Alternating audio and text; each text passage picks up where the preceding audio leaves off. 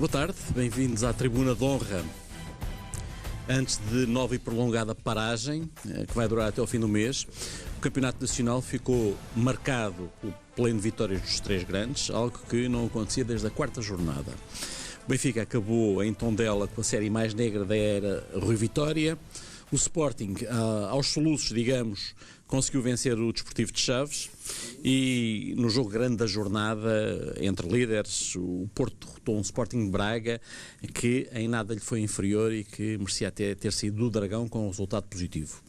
Dito tudo isto, a verdade é que, já depois de Pinto da Costa e mais 6 pessoas, 4 das quais administradores do Futebol Clube do Porto, terem sido constituídos arguidos no caso dos e-mails, o fim de semana ficou indelevelmente marcado pela detenção de Bruno de Carvalho, que começará a ser ouvido amanhã no Tribunal do Barreiro, onde chega indiciado por 56 crimes.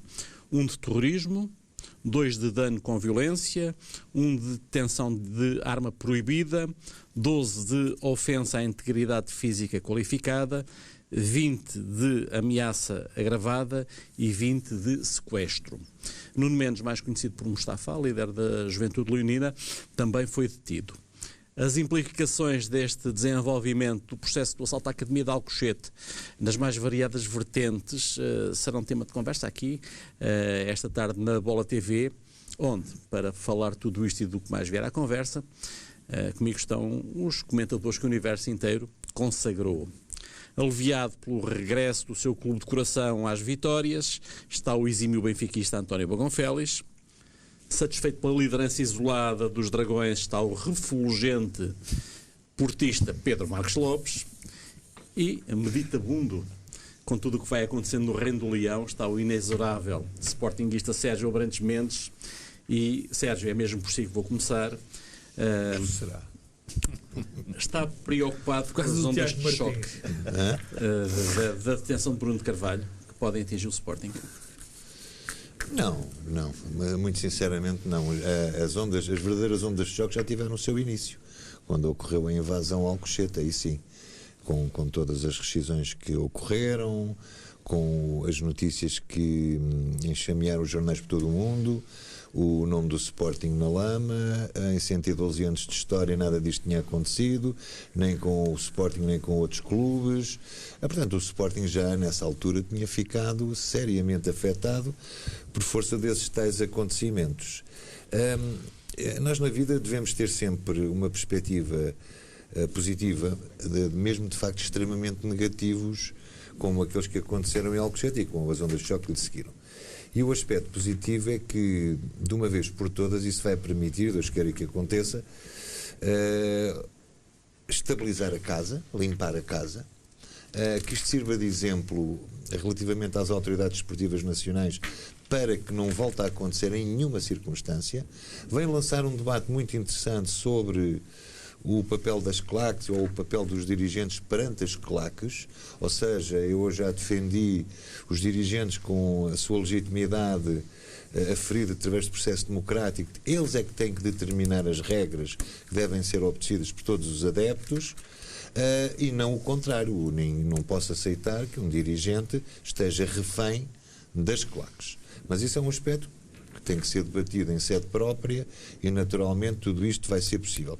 Agora, obviamente que perante estes acontecimentos, que não são definitivos, como é óbvio, tratam-se de 2 detenções para interrogatório, penso que amanhã, e a partir daí as coisas começarão a adquirir outro ritmo e outra normalidade em termos judiciários. Agora, o que eu digo acerca deste episódio é que vamos aguardar pelos desenvolvimentos da Justiça. Serenamente... Mas se calhar menos serenamente estará o estado de espírito do Presidente do Sporting, que tem a correr um empréstimo obrigacionista, tem um prospecto na rua com determinados pressupostos e este desenvolvimento fragiliza bastante a posição do Sporting relativamente aos jogadores que rescindiram e à presunção apresentada em relação, por exemplo, ao Ruben Ribeiro. Havia uma presunção de um pedido de indenização de 62 milhões que consta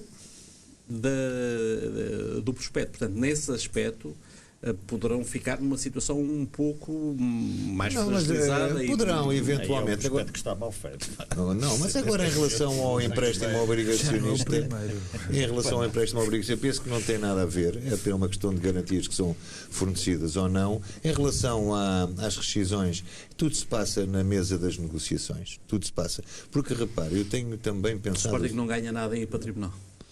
Eu acho que ninguém ganha nada com em este partido. desenvolvimento. Não, acho que ninguém ganha nada. Agora, há uma coisa que eu sei. Se houve jogadores que rescindiram e que outros não rescindiram, significa isto, que os que não rescindiram não sentiram o seu futuro minimamente ameaçado. Não é? Para continuar é porque não se sentiram minimamente ameaçado. Ou não tinham alternativa e ou Alternativa? resolveram. Não, isso é uma questão a discutir em tribunal. Porque eu posso dizer assim, mas você não rescindiu. Ou seja, e os outros Sérgio, dizem rescindiram. Sérgio, se o desenvolvimento deste caso for no sentido De um envolvimento direto do Presidente da direção no que aconteceu em Alcochete, dificilmente os jogadores não terão o direito de rescindir o contrato. Tem que ir com esta muito causa. mais além disso. Muito mais além disso. Até porque, repare, como eu disse agora, tem aqui dois pesos. Com o mesmo presidente, mesmo aceitando, houve uns que não rescindiram. Está bem. Esses não se sentiram minimamente beliscados para voltar a jogar. Porquê? Sim. Não é? Os outros sentiram-se. O que eu estou a dizer é que, não, eu estou a dizer o seguinte. Cada um reage de maneira diferente. Ora bem. Não tem que reagir todos em ordem unida. Zé Manel, eu quando julgo alguém para lhe arbitrar uma indemnização por danos morais, eu se for julgar duas pessoas que no mesmo acidente sofreram o mesmo tipo de danos físicos e tenho que arbitrar uma indemnização por danos morais, eu tenho que aferir qual é a personalidade de um e qual é a personalidade de outro. Ou seja, se há uma pessoa que é mais suscetível a uma cicatriz do que outra, obviamente, isso tem que ser provado, aquele que é mais suscetível de ficar com uma cicatriz tem direito a um maior montante de indemnização. Não é? Agora, resta provar, e por isso é que isto é, em sede de julgamento as coisas não são assim tão lineares. Existe à partida um conjunto de condicionalismo que leva a considerarmos que os jogadores sentiram-se frágeis na sua posição de profissionais ao ponto de terem rescindido. Ok, está certo, eles sentiram-se frágeis. E os outros? Mas cada um reage da sua maneira. É o que se vai discutir a tribunal. Portanto, as coisas não são assim tão fáceis. Eles têm que demonstrar, em primeiro lugar... Ou seja, mas não concede que... Concedo. Esta situação de Bruno de Carvalho não veio agravar bastante a causa do Sporting? Não, a causa do Sporting já por si estava numa posição frágil. Sim, mas agora ficou pior. Pronto, porque quer queiramos ou não, com envolvimento direto ou não no Presidente, sim, não se sabe, há uma coisa que é verdade. Os jogadores foram confrontados com uma situação que, por inércia, omissão, como lhe quiser chamar, das autoridades sportinguistas, não devia ter acontecido. Inércia até ontem. Vamos ver. Vamos ver agora se passa da omissão à ação. Mas isso é que eu digo. E isso agora, pronto, isso decorrerá agora. Agora nós podemos, mas o que eu lhe vou dizer é o seguinte: até ao momento em que haja uma decisão definitiva sobre o que é que realmente aconteceu, uma decisão já transitada em julgado, o processo negocial vai estar acabado. Tenho a certeza. Nem pode deixar de ser. Ninguém vai arriscar. Até porque também, agora, os valores são muito empolados. Se faz-me lembrar, 60 milhões, não sei o quê. Ok, também as cláusulas de rescisão são 120 milhões. E depois? Eles saem por 120 milhões? Não saem. Saem por muito menos. Portanto, é tudo um processo negocial. E nós sabemos, quando alguém vai para a mesa das negociações e agita um pedido indemnizatório de 60 milhões, o outro responde com uma indemnização que está disposto a conceder e dar 10. E então aquilo vai-se jogar. Agora que não... Zé Manel, sou o primeiro a reconhecer que em relação ao Sporting, a posição do Sporting não é fácil.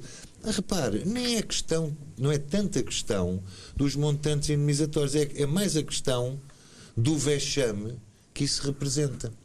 E é de uma vez por todas os sócios do Sporting e muita gente que apoiou quase até à última da hora Bruno de Carvalho tem que ter a noção. E agora o que é que responde a essas pessoas? Até pessoas com créditos firmados na sociedade portuguesa. Como é que essas pessoas vão agora responder? Qual é o seu estado de espírito? Enganaram-se? Foram ludibriados? Então sou eu que sou o único inteligente, eu e uma mão cheia deles, só que somos os únicos inteligentes. Não se aperceberam logo que havia aqui um problema muito mais gravoso do que aquilo que à primeira vista podia aparecer. Eu não me esqueço. Os fenómenos populistas têm essa mas não é só essa vertente, e o Benfica passou por isso. Zé Manel, o problema não é os fenómenos. O fenómeno populista é outra coisa. Eu estou a dizer é a inteligência de pessoas com responsabilidades, não só em termos de Sporting, como em termos de sociedade atual, que fingiram que não viram nada, ou que não se apercebiam de nada. E agora? É o último segundo. E agora? Eu não estou a acusar ninguém. Eu ontem ouvi umas declarações na rádio, eu não vou dizer o nome até para não ficar com alguns arrepios. Declarações que eu não estava a acreditar naquilo que estava a ouvir, não obstante aquilo que aconteceu. Agora agita-se com o quê? Se era à noite. E era em que sentido? Era essas declarações? Ainda a pôr em causa que houvesse e que não acreditavam e coisas do género. Foi na rádio, foi na televisão. Não é na televisão, eu não vi. É a televisão. Não, ouça. Foi o antigo colunista da bola? Não, eu não sei quem foi. Mas eu digo que foi o doutor Eduardo. Não sei. Eduardo. Haja recato. Por amor de Deus, haja recato. Porque nós podemos enganar. Naturalmente que sim. Agora, já não é plausível termos dúvidas quando todos os indícios apontam num distúrbio mental ou num outro distúrbio de outra natureza, tudo leva a concluir. Nós no direito é chamada dúvida razoável. Quer dizer, perante um conjunto de factos, todos a apontar num sentido, não há dúvida razoável nenhuma. Agora, se houver aí, no meio do raciocínio lógico-dedutivo, alguns cortes e tal, a gente aí, pronto, podemos pôr a questão noutros termos. Agora, depois daquilo que aconteceu, eu não estou a incriminar ninguém. Eu sou a favor da presunção da inocência. Mas vamos entender uma coisa. Primeiro, vamos deixar a justiça funcionar. É a primeira grande questão. Agora, quando alguém é detido e, posteriormente, poderá sofrer uma medida gravosa em termos de coação da liberdade, as coisas já começam a ter um outro sentido. Porquê? Porque, eu já o disse e volto a repetir, ninguém manda para a cadeia de qualquer maneira.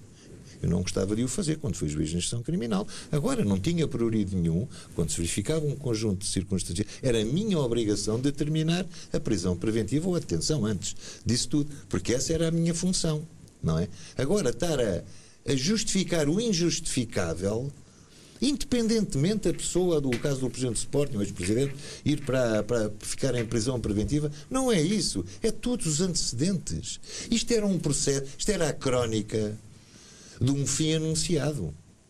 Aquilo que aconteceu agora era a crónica de um fim anunciado.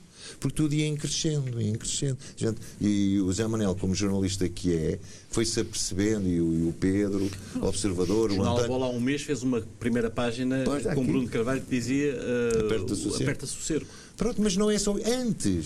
Antes, quando os primeiros indícios... Repare, o despedimento de Marco Silva, os acontecimentos em Chaves... Tudo aquilo que nós não conhecemos, mas que vós, jornalista, que ouviam e sabiam que ia acontecendo, tudo isso, depois de Madrid, e agora está tudo a vir ao de cima, mas como as pessoas não se aperceberam? Coitado, está a velar pelo bem do Sporting, arranjar inimigos por tudo o que era sítio, chamar aos Sporting, há muitos Sportinguistas dos nomes piores que podem chamar, tentando crucificar nas Assembleias Gerais com mentiras e inverdades e meias-verdades para suscitar o ódio.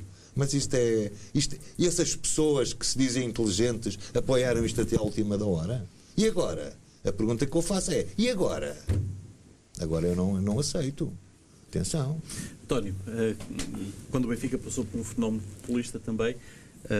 Um só, porque à segunda já não foi reeleito.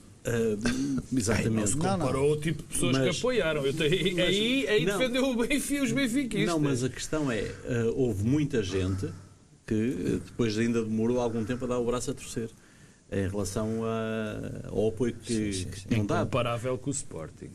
Tenho que defender o gostava de Benfica. começar Um fenómeno populista. Sim. Eu Muito gostava. mais gente. No Sporting era quase uma unanimidade. No Benfica, desde a primeira hora, com Ele muita já gente contra. venceu a primeira eleição à tangente. Contra Exatamente. o E não teve 80 e tal por cento na segunda. a lista dele. Mas teve uma vitória muitíssimo expressiva. Sim, mas eu sou capaz de dizer... Mas teve uma vitória, o João Vale Azevedo teve uma vitória muitíssimo expressiva na Assembleia Geral da SAD, onde eu ia apanhando. Onde estavam 8 mil, 10 mil pessoas. Mas eu sou capaz de dizer... A maior Assembleia Geral de... Mas eu sou capaz de dizer muita gente do Benfica, que logo no princípio se foi contra o Vale Azevedo, e no Sporting o Sérgio tem toda a razão. Eu quando agora vejo pessoas muito revoltadas com isto, até ainda no caso de Alcochete havia, eu sei todos que era toda a gente. Há outra diferença, os sinais exteriores não se da comparavam. personalidade de Vale Azevedo, que até era urbano, elegante, falsamente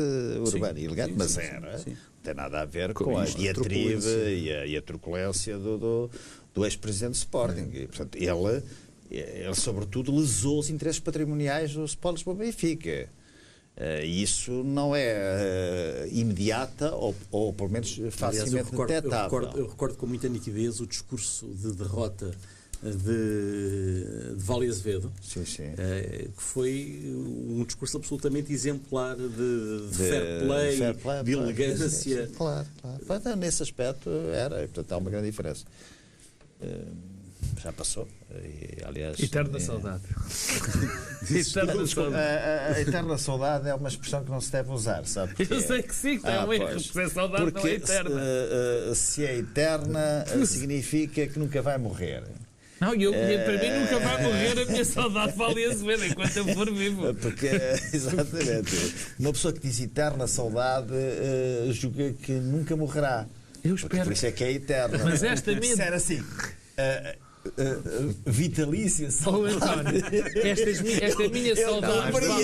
Esta saudade eu não posso dar esse Não, esta minha saudade de João Vale Azevedo nunca acabará. Exatamente, é uma saudade com prazo de verdade. Mas olha, parafraseando o ex-presidente do Sporting, eu gostaria de dizer que isto, o que aconteceu ontem, foi chato.